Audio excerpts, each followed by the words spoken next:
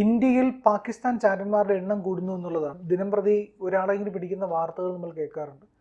ഈ വാർത്തകളുടെ കാര്യങ്ങൾ പരിശോധിച്ചു കഴിഞ്ഞാൽ സർക്കാർ ഉദ്യോഗസ്ഥരായിട്ടുള്ള ആൾക്കാർ, ഇല്ലെങ്കിൽ സൈന്യത്തിനകത്തുള്ളവർ, അതുമല്ലെങ്കിൽ പ്രശസ്തരായിട്ടുള്ള ആൾക്കാർ, ഇപ്പോൾ സാധാരണഗതിയിലൊക്കെ നമ്മൾ ചാരനെ പിടിക്കുക എന്ന് പറഞ്ഞു കഴിഞ്ഞാൽ വളരെ രഹസ്യമായിട്ട് ജീവിക്കുന്ന ഒരാളെ ആയിരിക്കും പിടിക്കപ്പെടുക.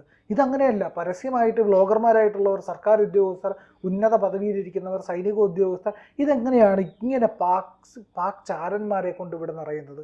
ഇത് വളരെ ഗൗരവമായിട്ടുള്ള ഒരു പ്രശ്നമാണല്ലോ. അത് വളരെ ഗൗരവമായിട്ടുള്ള ഒരു വിഷയമാണ്. ഇപ്പോൾ പറയാൻ പോകുന്നതും അത്തരത്തിൽ തന്നെയുള്ള ഒരു വിഷയമാണ്. കാരണം DRDOയുടെ ഒരു ജോലിക്കാരൻ പിടിയിലായിരിക്കുകയാണ് ചാരവൃത്തിക്ക് വേണ്ടിയിട്ട്. ചാരവൃത്തി നടത്തിയതിനെ തുടർന്ന് പിടിയിലായിരിക്കുന്നത് DRDO. നമുക്കറിയാം, DRDO നിരന്തരം നമുക്ക് വേണ്ടിയിട്ടുള്ള പല വിധത്തിലുള്ള ലോകം ആരും ചിന്തിക്കാത്ത തരത്തിലുള്ള ഉപകരണങ്ങൾ, അതായത് പ്രതിരോധ ഉപകരണങ്ങളൊക്കെ വികസിപ്പിച്ചു കൊണ്ടിരിക്കുകയാണ്. എത്രയോ മിസൈൽസ് ആണ്. ഇതിനകം തന്നെ നമ്മൾ സംസാരിച്ചിട്ടുള്ളത് തന്നെ എത്രയോ മിസൈൽസിൻ്റെ കാര്യമാണ്. ഇതുമായി ബന്ധപ്പെട്ടിട്ടുള്ള വിവരങ്ങളും നമ്മുടെ ഉദ്യോഗസ്ഥർ പോകുന്നത് എങ്ങോട്ടാണ്, അവർ എവിടെ തമ്പടിക്കുന്നു, അല്ലെങ്കിൽ അവരെവിടെ കൂടുന്നു, എന്തെല്ലാം സംസാരിക്കുന്നു, നമുക്ക് പറയാൻ പറ്റില്ല. ഇതെല്ലാം ഇയാൾ ചോർത്തി കൊടുക്കുകയാണ് എന്നാണ് പറയുന്നത്.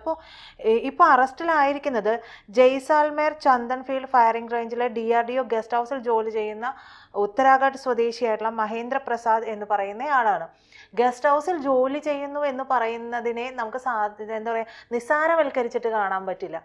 ഈ നമ്മൾ പറയില്ല, നഞ്ചെന്തിനാ നാണാഴി എന്ന് പറയുന്നത് പോലെ ഇത്തരത്തിലുള്ള ആളുകൾക്ക് പല സാറുമാരായിട്ട്, അല്ലേ, നമ്മൾ പറയാം, ചില ഡ്രൈവർമാർക്കൊക്കെ വളരെ അവരുടെ സാറുമാരായിട്ടൊക്കെ ഭയങ്കര പല രഹസ്യങ്ങൾ ഇവർ തമ്മിൽ സംസാരിച്ചു പോകുന്നതിൽ, ഒരു നോർമൽ സംസാരത്തിന് തന്നെ ഇവർ തമ്മിൽ കൈമാറുന്ന കാര്യങ്ങളുണ്ടാവും.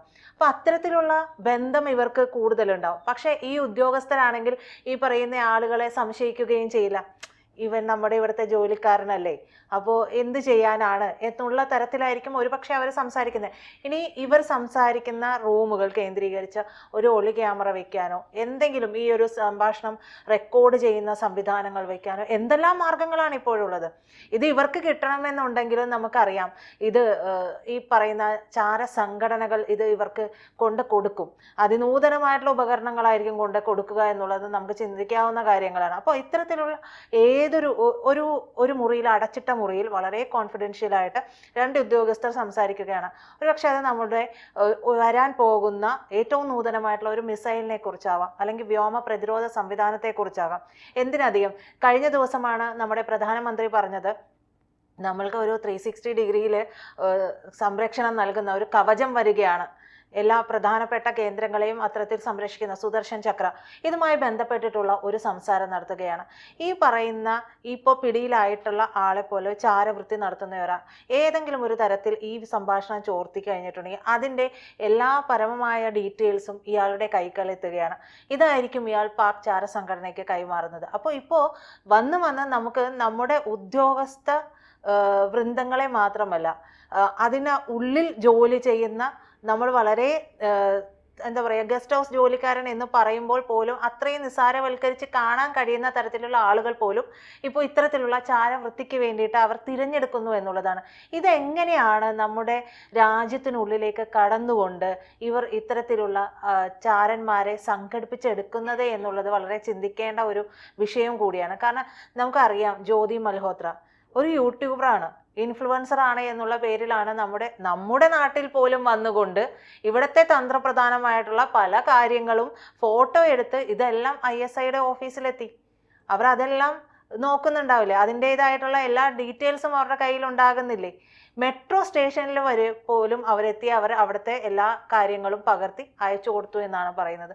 വെറും ഒരു ഇൻഫ്ലുവൻസറാണ്. ആരെങ്കിലും അവരെ സംശയിച്ചോ? നമുക്ക് വേണമെങ്കിൽ പറയാം കേരള സർക്കാർ കൊണ്ടുവന്നതാണ് എന്ന് പറയാം. എങ്കിൽ പോലും കേരള സർക്കാർ ഇത് ഇത്രയും ആലോചിച്ചു പോകുമോ? ഒരു ഇൻഫ്ലുവൻസറെ കൊണ്ടുവരുന്നു, അവർ പരിപാടിയിൽ പങ്കെടുക്കുന്നു, നമുക്ക് വേണ്ടിയിട്ടുള്ള ഒരു കവറേജ് ആകുന്നു എന്നുള്ളതായിരിക്കാം ഒരുപക്ഷെ ആ ഉദ്യോഗസ്ഥർ പോലും കരുതിയിട്ടുണ്ടാകുക, നമ്മുടെ മന്ത്രിമാരായാലും കരുതിയിട്ടുണ്ടാവുക. എല്ലാവരും പറഞ്ഞു, റിയാസിൻ്റെ കാര്യമൊക്കെ പറഞ്ഞു. പക്ഷെ ഈ അന്വേഷണങ്ങൾ പോകുമ്പോൾ ഇത്രത്തോളം ചിന്തിക്കേണ്ടതുണ്ട് എന്നുള്ളത് ഈ ജ്യോതി മൽഹോത്രയുടെ കാര്യത്തിൽ നിന്നാണ് എല്ലാവരും ഗൗരവത്തിലെടുക്കുന്നത് എന്ന് വേണമെങ്കിൽ പറയാം. കാരണം ഇതുവരെ അറസ്റ്റിലായിട്ടുള്ള ചാരന്മാരെല്ലാവരും വളരെ തന്ത്രപ്രധാനമായിട്ടുള്ള കീ പോസ്റ്റുകളിലിരിക്കുന്ന ഉദ്യോഗസ്ഥരായിരുന്നു. പക്ഷേ അതുമാത്രമല്ല ഇപ്പോൾ പാക് ചാര സംഘടനയെ നമ്മൾ പറഞ്ഞു. ഇത്തരത്തിൽ ചൈനയുടെ ഇത്തരത്തിലുള്ള ഒരു വിങ് നമ്മുടെ നാട്ടിലുള്ള ആളുകളെ ഇത് ചെയ്യുന്നുണ്ടെങ്കിലോ, പർച്ചേസ് ചെയ്യുന്നുണ്ടെങ്കിലോ അവരുടെ ആവശ്യങ്ങൾക്ക് വേണ്ടി തീർച്ചയായും ഉണ്ടാവും. കണ്ടെത്തുന്നുണ്ടാവില്ല എന്നുള്ളത് മാത്രമേ ഉള്ളൂ. പാകിസ്ഥാന്റെ കണ്ടെത്തുന്നുണ്ട്, അവർ പൊട്ടന്മാരായതുകൊണ്ട് പെട്ടെന്ന് പിടിക്കപ്പെടുന്നുണ്ട്. ചൈനക്കാർ അതിബുദ്ധിമാന്മാരായതുകൊണ്ട് ഒരു പക്ഷേ പിടിക്കപ്പെടാത്ത, അഥവാ പിടിക്കപ്പെട്ടിട്ടുണ്ടായിരിക്കാം, ചിലപ്പോൾ ഇന്ത്യ വെളിയിൽ വിടാത്തതുമായിരിക്കാം. അതായിരിക്കാം, അതും നമുക്ക് പറയാൻ കഴിയില്ല. അപ്പൊ ഇതില് പറയുന്നത് പോലെ ഇയാള് അറസ്റ്റിലാകുമ്പോൾ വരുന്നത് ഇത്തരത്തിലുള്ള ടെൻഷൻസ് ആണ്. കാരണം ഈ പല വിധത്തിലുള്ള കാര്യങ്ങളെല്ലാം നമ്മൾ ചെയ്തുകൊണ്ടിരിക്കുന്നു, അതിന്റെ ബ്ലൂ പ്രിന്റുകൾ വന്നുകൊണ്ടിരിക്കുന്നു, ഇതുമായി ബന്ധപ്പെട്ട ചർച്ചകളൊക്കെ ഉദ്യോഗസ്ഥ തലത്തിൽ വളരെ വ്യാപകമായിരിക്കുന്ന ഒരു സാഹചര്യത്തിലാണ് ഇയാൾ പിടിക്കപ്പെടുന്നത് എന്നുള്ളതാണ്. അപ്പോൾ ഇയാൾക്ക് പാക് ചാര സംഘടനയായിട്ടുള്ള ISIലെ ഉദ്യോഗസ്ഥനുമായിട്ട് ബന്ധമുണ്ടായിരുന്നു എന്ന് സ്ഥിരീകരിച്ചിട്ടുണ്ട്. ഇന്ത്യയുടെ പ്രതിരോധ പ്രവർത്തനങ്ങളെ സംബന്ധിച്ചുള്ള പല വിവരങ്ങളുമൊക്കെ ഇയാൾ പാകിസ്ഥാന് കൈമാറിയിരുന്നു എന്നും പറയുന്നുണ്ട്. സാമൂഹിക മാധ്യമങ്ങളിലൂടെയാണ് ഇയാൾ ഇവരുമായിട്ട് ബന്ധം സ്ഥാപിച്ചത് എന്നുള്ളതാണ്. ഒരുപക്ഷെ അതും ഒരു സ്ത്രീയുടെ മുഖചിത്രം ഉപയോഗിച്ചിട്ടായിരിക്കാം. ഈ ഫോൺ കണി, തേൺകണി എന്നൊക്കെ പറയുന്ന സംവിധാനങ്ങളുണ്ടല്ലോ, അതായിരിക്കാം, അതല്ലാതെ ആയിരിക്കാം. ഒരുപക്ഷെ നല്ലൊരു ബന്ധം സ്ഥാപിച്ചതിന് ശേഷം പണം കൊടുക്കുകയാണ്. മുമ്പേ അറസ്റ്റിലായ ഒരു ഉദ്യോഗസ്ഥന് 50,000 രൂപയ്ക്കാണ് നമ്മുടെ വിവരങ്ങൾ ചോർത്തിക്കൊടുത്തത് എന്നുള്ളത്. വെറും 50,000 രൂപയ്ക്ക് നമ്മുടെ രാജ്യത്തിന്റെ സുരക്ഷയെ ബാധിക്കുന്ന കാര്യങ്ങൾ ചോർത്തിക്കൊടുത്തു എന്ന് പറയുമ്പോൾ ഇവർ ഇത്തരത്തിലുള്ള ജോലിക്കാരെ വെച്ചിട്ടാകുമ്പോൾ അവർക്ക് പണം ആവശ്യമായിരിക്കും.